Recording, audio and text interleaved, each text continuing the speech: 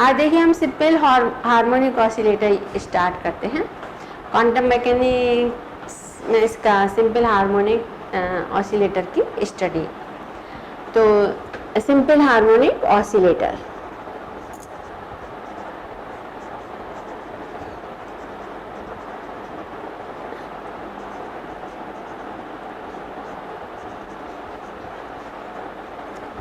तो देखिए simple harmonic oscillator के एग्जाम्पल तो जैसे स्प्रिंग में कोई हम वेट लटका दें तो वो ऐसे ऊपर नीचे फिर जाती है। और एक पेंडुलम का एग्जाम्पल है, जैसे मान लीजिए हमारे पे कोई स्प्रिंग है और स्प्रिंग में कोई वेट लटका है, तो ये वेट है ना, अगर हम खींच देंगे तो ऐसे जाएगा, फिर वो अपनी ओरिजिनल पोजीशन पे आएगा, फिर ऐसे पीछे जाएगा। तो इस तरीके से जो है ये एक मोशन करेगा वेट के कारण। mg वेट जो है नीचे की तरफ लगता है, तो उस mg की वेट के कारण ये जो है ऊपर नीचे जाएगा। और सिंपल हार्मोनिक ऑसिलेटर में एक हम उसका एग्जाम्पल ले सकते हैं कि कोई ये है, कोई वेट है जो लटका हुआ है और ये जो है पेंडुलम है, और जो है अपने इस सेंटर से जा रहा है, फिर आ रहा है, फिर जा रहा है, फिर आ रहा है। तो एक सर्टेन पीरियड के बाद ये जो है अपनी पोजीशन पर जो है या अपने मोशन को रिपीट कर रहे हैं एक टाइम पीरियड के बाद। यानी मान लो टाइम पीरियड t है, तो उस टाइम पीरियड के बाद वो जो है अपने मोशन का रिपीट होना, ये कहलाता है ऑसिलेशन। जैसे मतलब तो ये सिंपल हार्मोनिक ऑसिलेटर जो है इस मोशन को दिखाता है। इसमें देखिए एक्चुअली होता क्या है, इसमें ये है कि यहाँ पर मान लीजिए हमने एक वो है वेट लटका हुआ है और थोड़ा सा मतलब इसको यदि हमने ये जो है ये अपनी मीन पोजीशन पे है, यहाँ मीन पोजीशन पे है, सस्पेंडेड है, तो यहाँ x बराबर कितना होगा, 0 होगा, x इज 0। अब ये जो है समझ लीजिए फॉर एग्जाम्पल इधर जाता है, तो यहाँ पर ये मैक्सिमम स्टेज कौन सी है, मान लीजिए xm तक पहुंचा, फिर ये वापस आएगा और फिर लेफ्ट हैंड साइड में जाएगा। और यहाँ मान लीजिए कितने, यहाँ भी इधर भी गया मैक्सिमम, इधर गया -xm पे। तो ऐसा होता क्यों है, देखिए इसका कारण क्या है कि जब पार्टिकल अपने इक्विलिब्रियम पोजीशन से चलना शुरू करता है, जैसे हमने, तो ये जो पार्टिकल है वो अपने इक्विलिब्रियम पोजीशन को नहीं छोड़ना चाहता। तो जब ये आगे बढ़ता है तो इसके अपोजिट डायरेक्शन में एक रीस्टोरिंग फोर्स काम करता है। रीस्टोरिंग फोर्स क्या करता है कि इस पार्टिकल को या जो मूव कर रहा है, मोशन कर रहा है, जो मूव कर रहा है उसको अपने ओरिजिनल पोजीशन में लाना चाहता है, वापस इक्विलिब्रियम पोजीशन में लाना चाहता है। तो डेफिनेटली पार्टिकल तो गया इधर और उसकी इक्विलिब्रियम पोजीशन किधर है, बीच में। तो डेफिनेटली एक फोर्स जो है अपोजिट डायरेक्शन में काम करने लगता है। और जिसने यहाँ से चलना शुरू नहीं किया कि एक अपोजिट डायरेक्शन में फोर्स लगना शुरू हो गया, तो जैसे क्या होता है, फिर भी ये अपने उससे जाता है, ये चला मैक्सिमम चला, लेकिन इसके अपोजिट में एक फोर्स काम कर रहा है, और नेचुरली अपोजिट में फोर्स काम करेगा तो उसकी वेलोसिटी कम होगी, लेकिन फिर भी ये चल रहा है मैक्सिमम, मान लो अपने उससे ये यहाँ तक पहुंच पाया, जिसको कि हम किससे रिप्रेजेंट कर रहे हैं, xm से। तो फोर्स का मैग्नीट्यूड तो देखिए बढ़ रहा है, जैसे जैसे x बढ़ रहा है, लेकिन उसका डायरेक्शन ऑपोजिट है। तो डायरेक्शन ऑपोजिट करने के होने के कारण ये पार्टिकल उसकी वेलोसिटी है ना धीरे धीरे कम होती चली जाती है। तो इसलिए वो जो है यहीं तक पहुंच पाता है। यहाँ पे पहुंचते पहुंचते क्या होता है, उसकी वेलोसिटी जीरो हो जाती है और यहाँ पर इस पॉइंट पे जो है उसकी मैक्सिमम पोटेंशियल एनर्जी हो जाती है। v is function of x, तो x बढ़ा तो हमारा पोटेंशियल एनर्जी मैक्सिमम हो गई। तो देखिए इस पॉइंट पर पोटेंशियल एनर्जी तो जो है मैक्सिमम है और नेचुरली फोर्स अपोजिट डायरेक्शन में लग रहा है जो कि इस पार्टिकल की वेलोसिटी को कम कर रहा है।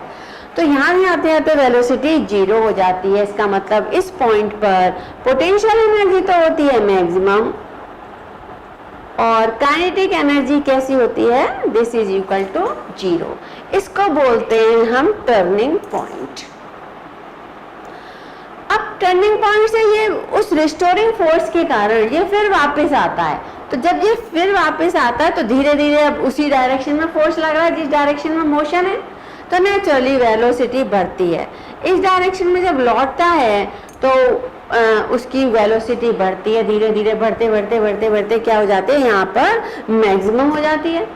तो इस पॉइंट पर क्या होता है, x जीरो है, x जीरो, तो इस पॉइंट पर पोटेंशियल एनर्जी तो हो जाती है जीरो, लेकिन काइनेटिक एनर्जी हमारी क्या हो जाती है, मैक्सिमम।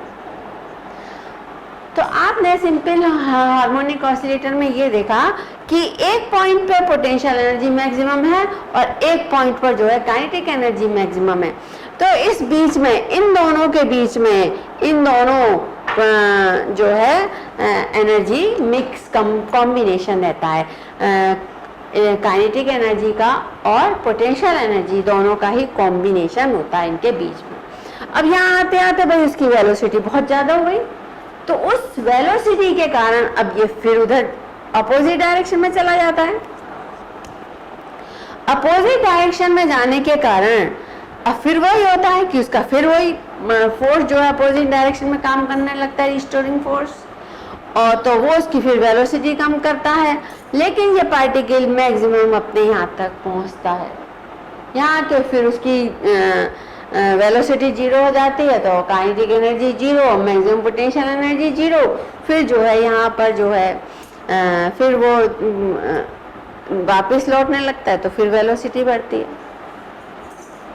तो क्या होता है कि ये पॉइंट पर जहाँ पोटेंशियल एनर्जी मैक्सिमम है वहाँ पर पार्टिकल के पाए जाने की प्रोबेबिलिटी मैक्सिमम रहती है। इन एक्सट्रीम पॉइंट पर जो प्रोबेबिलिटी है पार्टिकल की, दैट इज मैक्सिमम। तो और यहाँ पर वेलोसिटी ज़्यादा है तो यहाँ पर जो है मिनिमम रहती है probability of finding the particle in centre is minimum, while at turning point the probability of finding an electron is maximum. तो ये तो हमारा हो गया जो बताना था एनर्जी के इससे रिलेटेड, किस तरीके से उसका हार्मोनिक मोशन जो है मूव होता है, एक सर्टेन पीरियड के बाद लौटता है, इसलिए हमें इसे हार्मोनिक मोशन बोलते हैं। तो जो फोर्स होता है, रिस्टोरिंग फोर्स होता है, वो किसके प्रोपोर्शनल होता है, डायरेक्टली प्रोपोर्शनल होता है एक्स के। लेकिन अपोजिट डायरेक्शन में होता है तो ये क्या हो जाता है, F is equal to k x, लेकिन ये अपोजिट डायरेक्शन में है तो ये क्या हो जाता है, F is equal to minus k x. और हमने ये भी देखा है कि माइनस फोर्स क्या होता है, minus d b over d x भी कहलाता है, and this is equal to minus k x. और इसको कैसे लिख सकते हैं, डी वी, इसको कैसे लिख सकते हैं हम, d v over d x is equal to k x, और d v is equal to k x into d x. दोनों तरफ इंटीग्रेट कर दीजिए, आपको क्या मिलेगा, v is equal to half k x square, integration से एक्स स्क्वायर बाई 2 मिलेगा। तो this is half k x square मिल गया आपको। तो ये हमें पोटेंशियल एनर्जी के लिए हमारे पास आ गई कि हमारे सिस्टम की जो पोटेंशियल एनर्जी है, यदि ये एक्स एम है तो it will be maximum potential energy. तो पोटेंशियल एनर्जी का हमारे पास फॉर्मूला आ गया, this is half k x square. अभी मैं यहीं पर एक चीज़ और बता देती हूँ आपको कि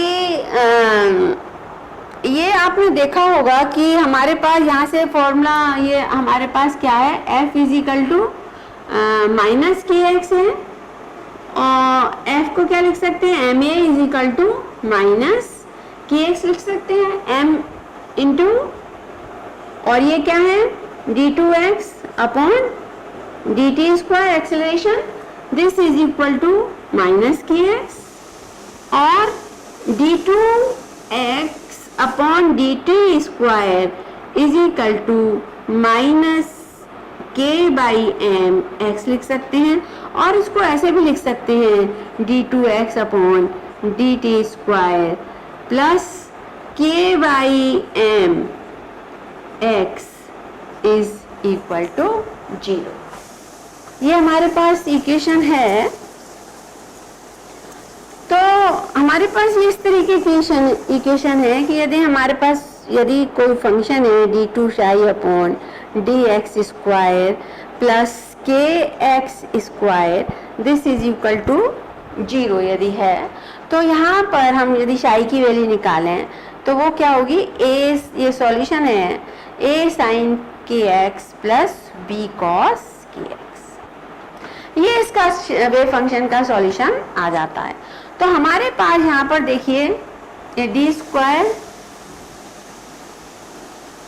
हाँ एक्स डी टी स्क्वायर है, तो हम यहाँ पर क्या ले लेंगे, एक्स, यहाँ पे हमारा एक्स है, एक्स इज इक्वल टू क्या हो जाएगा, ए साइन, ये के बाई एम किससे मैच कर रहा है, इससे के से, तो यहाँ स्क्वायर नहीं है, तो हम यहाँ क्या ले लेंगे, under root k by m x plus b cos under root k by m x, ये हमारे पास आ जाती है वैल्यू।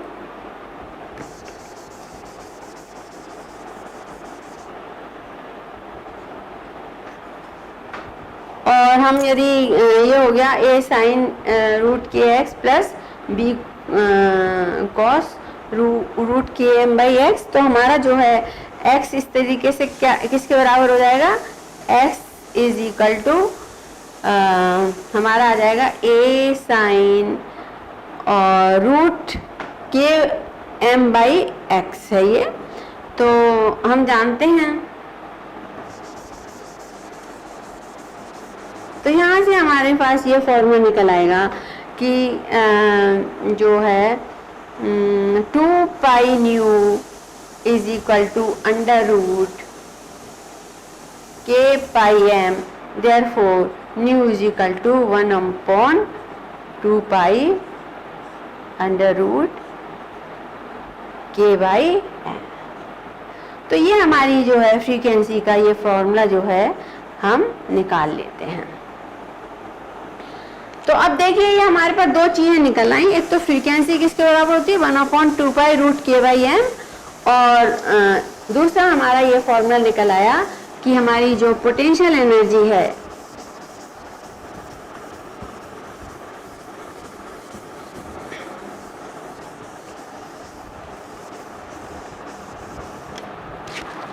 तो हमारे पास जो ये निकल आया कि दैट पोटेंशियल एनर्जी इज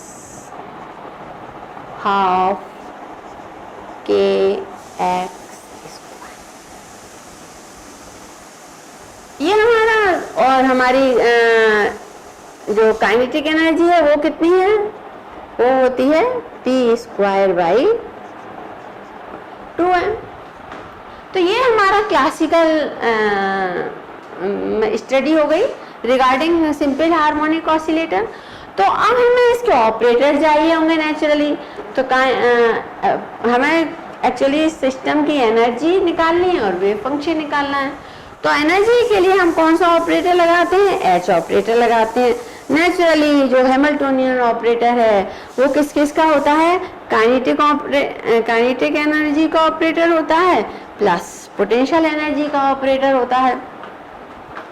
तो ये हमारे पास p स्क्वायर 2m को हमको बदलना पड़ेगा, और इसको तो हमारे p स्क्वायर 2m के लिए क्या होगा, p जो है जैसे पी एक्स लेंगे तो क्या होती है वैल्यू, कई बार पढ़ा है, minus h i h cross,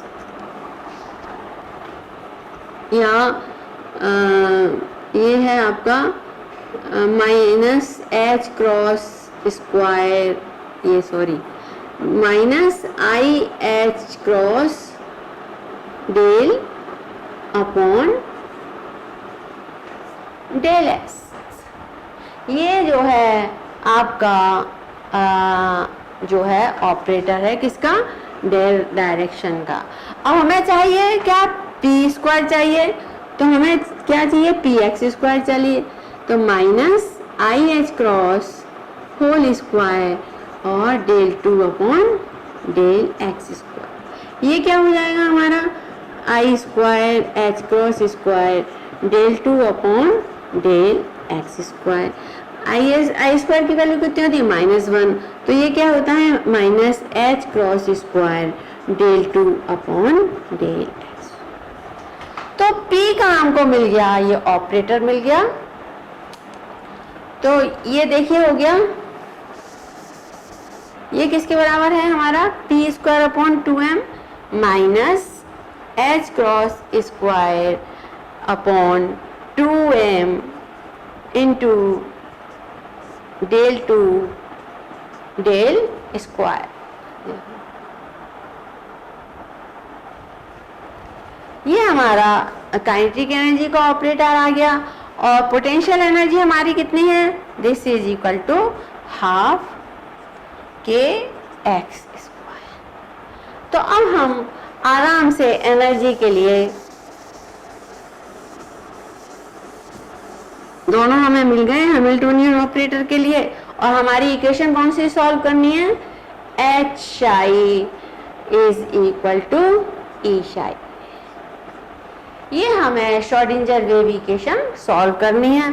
तो एच हमारा कौन सा ऑपरेटर है, टी, तो टी प्लस वी शाई, this is equal to E शाई।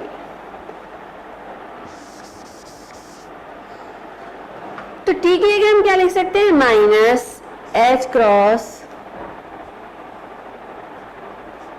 Square upon 2m d2 upon dx square plus half k x square.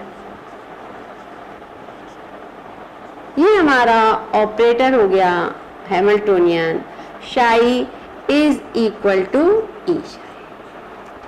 हम यदि इसको लिख सकते हैं एच क्रॉस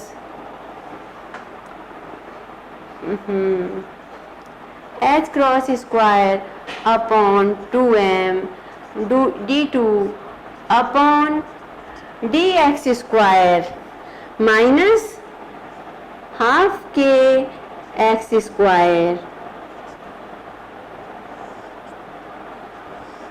शाई इज इक्वल टू माइनस ई।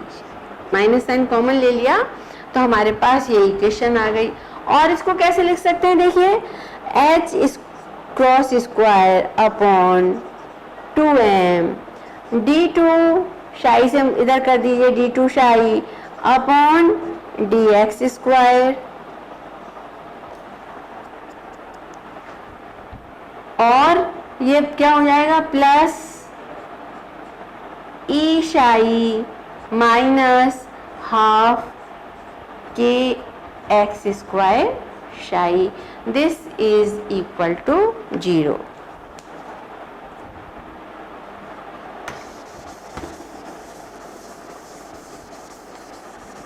ये हमारे पास आ गया।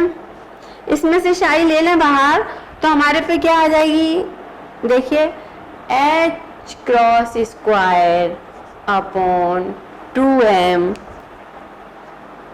इंक सूख जाता, h cross square upon 2m into d2 psi upon dx square. और ये कैसे लिखा जा सकता है हमारे पास plus E minus half kx square psi, this is equal to 0। ये हमने ऐसे लिख लिया। अब हम क्या करते हैं कि multiply whole equation by 2m upon h cross square. तो हमने जो है इस पूरी इक्वेशन को किससे मल्टीप्लाई कर दिया, 2m upon h cross square से। तो ये तो कट जाएगा, तो हमारे पास क्या आएगा, d2 psi upon dx square plus ये हमारे पास आ जाएगा 2me upon h cross square minus half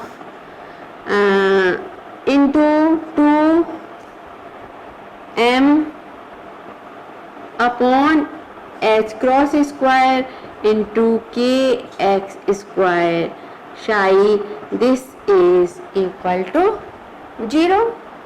2 से 2 कट गया, तो हमारे पास आ गया d2 psi upon dx square plus 2me upon h cross square minus mk upon h cross square into x square psi is equal to 0।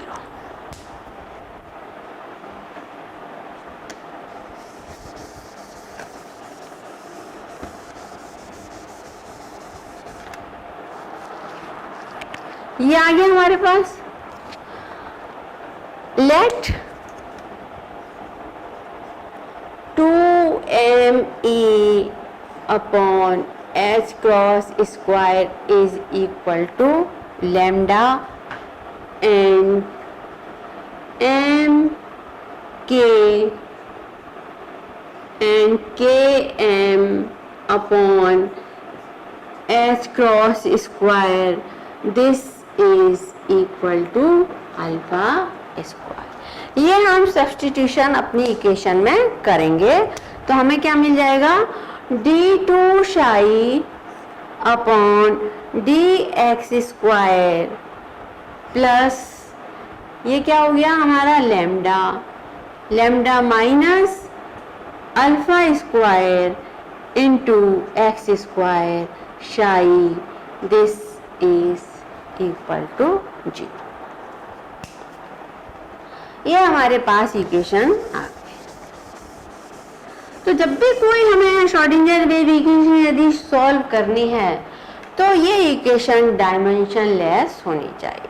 तो dimension less होने के लिए देखिए क्या है कि हम इनका जो है निकालते हैं डायमेंशन लेस के लिए। तो देखिए लैम्डा बराबर क्या है, लैम्डा बराबर हमने माना है 2me upon h cross square. 2m ई क्या है, ई जो है वर्क है, वर्क क्या है, फोर्स इंटू डिस्प्लेसमेंट है, और फोर्स क्या है, m इंटू ए है। तो फोर्स यानी क्या हो गया, m, फोर्स की क्या हो गई, m l t minus 2 into L. तो ये हमें क्या दे देगा, वर्क दे देगा। एनर्जी क्या है, वर्क है। तो m l square t minus 2 2m, ये m स्क्वायर हो जाएगा, l स्क्वायर हो जाएगा, t माइनस 2 तो हमारे पास कहाँ से आ गया, ऊपर से आ गया। अब नीचे हमारे पास क्या है, h क्रॉस स्क्वायर है, h cross h is equal to होता है h अपॉन 2 पाई, और h क्या होता है, जूल सेकेंड।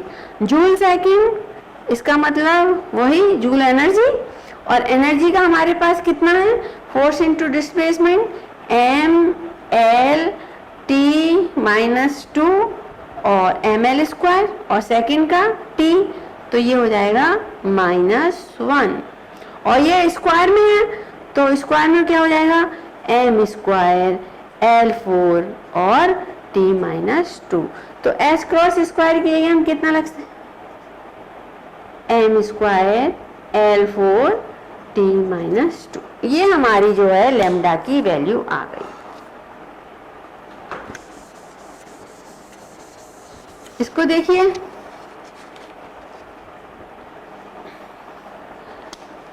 एम स्क्वायर से एम स्क्वायर कट गया, टी माइनस से टी माइनस कट गया और एल स्क्वायर से एल स्क्वायर, यानी क्या आ गया 1/L स्क्वायर। तो लैम्डा की डायमेंशन कितनी है 1/L स्क्वायर। अब हम इसकी देखते हैं।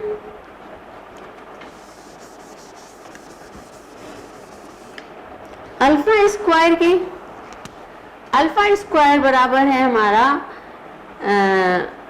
Km/H cross square.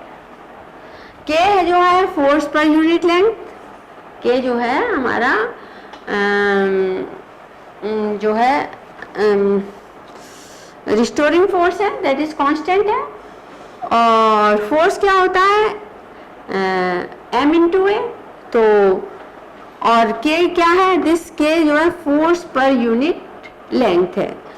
तो फोर्स की तो हो गई MLT-2/L, M स्क्वायर हो गया और L से L कट गया। और H क्रॉस स्क्वायर की अभी हमने बताई थी क्या, H क्रॉस स्क्वायर की हमने बताई थी जूल सेकंड, जूल की होती है वर्क, वर्क जो होता है फोर्स इनटू डिस्प्लेसमेंट MLT-2 और डिस्प्लेसमेंट से ये क्या हो गया स्क्वायर हो गया और सेकंड से क्या हो गया -1 हो गया और ये क्या हो गया M स्क्वायर L4 T-2। तो ये हो गया M square L4 T-2, T से ये से। तो हमारा अल्फा स्क्वायर की वैल्यू भी कितनी आ गई 1/L4 और जबकि लैम्डा की कितनी थी 1/L स्क्वायर। तो देखिए हमें इनको डायमेंशन लेस बनाना है। डायमेंशन लेस यानी हमारे पास ये 1/L स्क्वायर है तो यहाँ भी L स्क्वायर होना चाहिए और यहाँ पर हमारे पास 1/L4 है तो यहाँ भी मतलब वो होना चाहिए, तो कट जाए जिससे।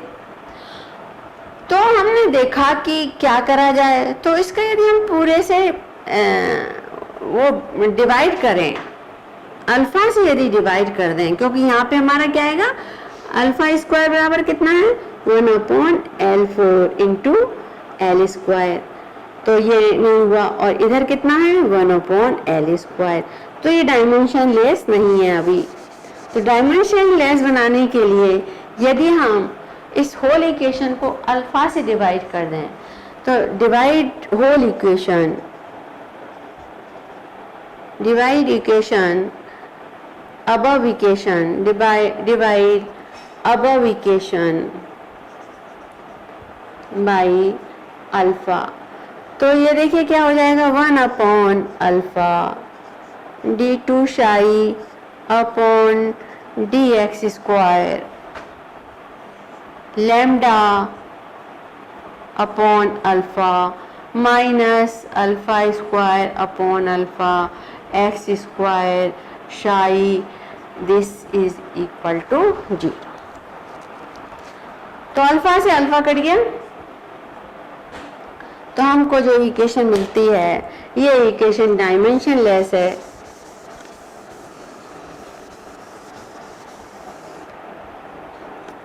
ये इक्वेशन हमारे को मिल गई 1/अल्फा d2 psi upon dx square lambda upon alpha minus alpha x square psi is two. ये हमारे पास डिफरेंशियल इक्वेशन आ गई, श्रोडिंगर डिफरेंशियल इक्वेशन।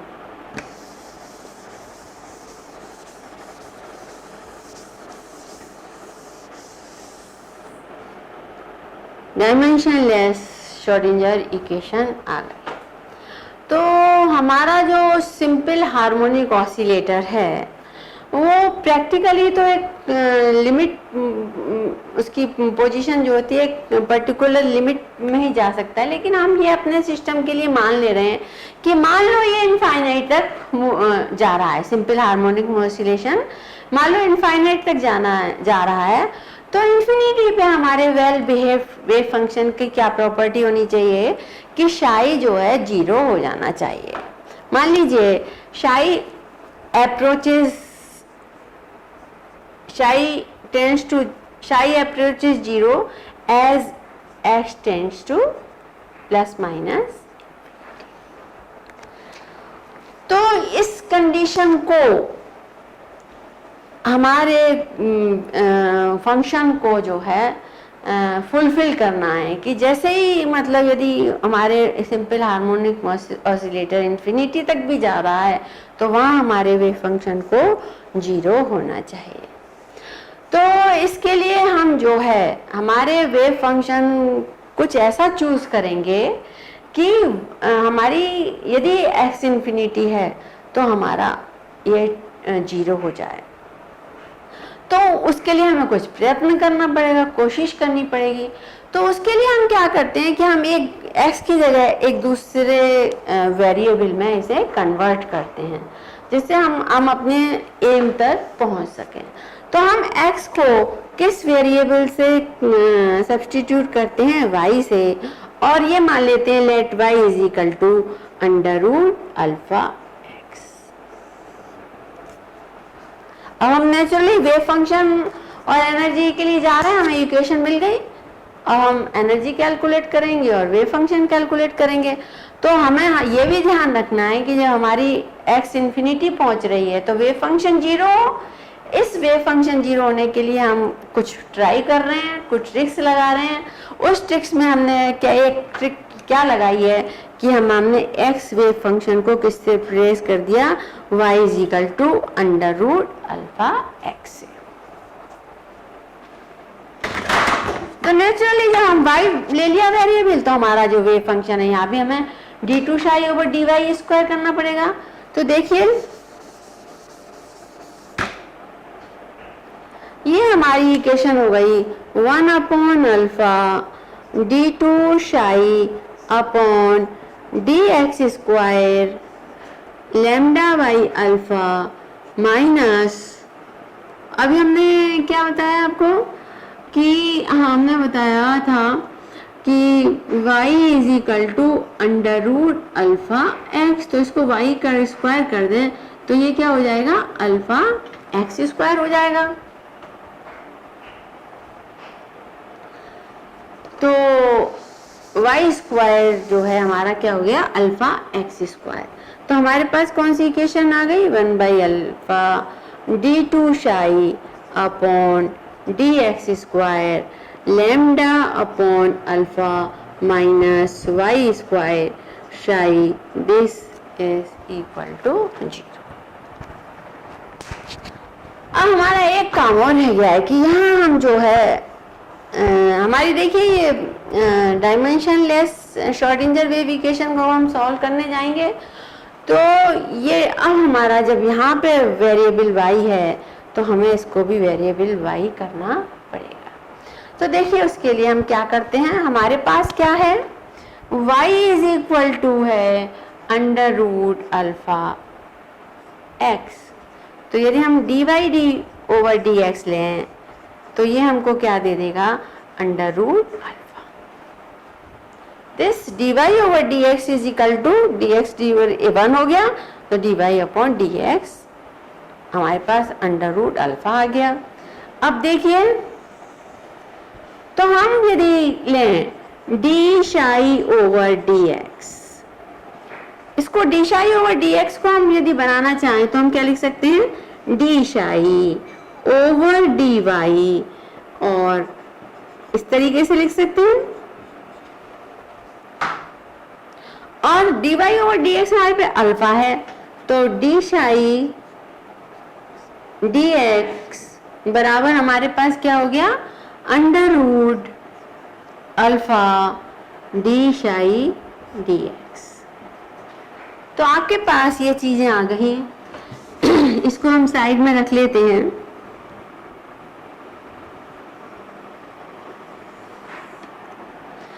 एक तो हमने लिखा y is equal to under root alpha into x, तो d y over d x हमारा कितना हो गया, अंडर रूट अल्फा हो गया। फिर हमने लिखा D psi over d x बराबर कितना है, सॉरी डी शाई ओवर, ये है d psi over d y, sorry under root alpha d psi over d y. तो d psi over d y ये हो गया हमारे पास under root alpha d psi over d y. इस तरीके से, और डी वाई डी एक्स को कैसे लिख सकते हैं, देखिए डी वाई डी एक्स को हम लिख सकते हैं इस तरीके से, डी वाई और d y over d x लिख सकते हैं। तो डी वाई डी एक्स की वैल्यू क्या आ गई आपके पास, डी वाई डी एक्स की वैल्यू आ गई डी वाई, और ये क्या है अंडर रूट अल्फा। तो यहाँ से आपके पास डी वाई डी एक्स भी आ गया अंडर रूट अल्फा, हाँ डी वाई, हाँ under root alpha d y d y, ये आ गया हमारे पास।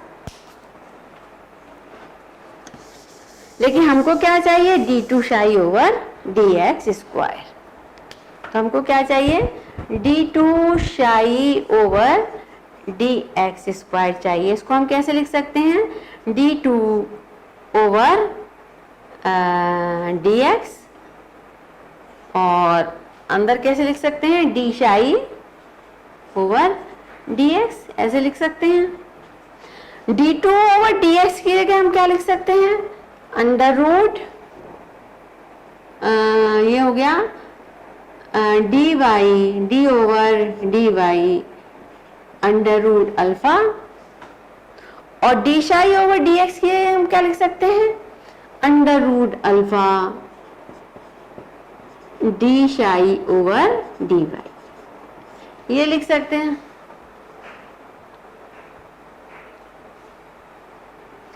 तो हमारे पास d two psi d x over is equal to क्या आ गया, अंडर रूट अल्फा अल्फा, और ये क्या हो जाएगा हमारा D two psi over d y square. तो D two psi over d x square हमारा किस में कन्वर्ट हो गया, D two psi over d y square में कन्वर्ट हो गया है।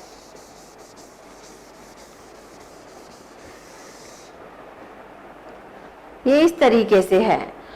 तो अगर यदि हमें ये आ गया हमारा, तो हमें तो ये चाहिए डी टू शाई स्क्वायर डी टू स्क्वायर, तो हम यदि ये करें तो हम इसको इक्वेशन को डिवाइड इक्वेशन बाई अल्फा, तो हमको क्या मिल जाएगा, 1 upon alpha d two psi over d x square is equal to d two psi over d y square. तो हम 1 upon alpha d two psi over d x की जगह क्या लिख सकते हैं, d two psi over d y square लिख सकते हैं। तो यहाँ हमारे पास जो इक्वेशन आ गई वो वाई वेरिएबल में आ गई, तो हम यहाँ लिख सकते हैं दैट डी टू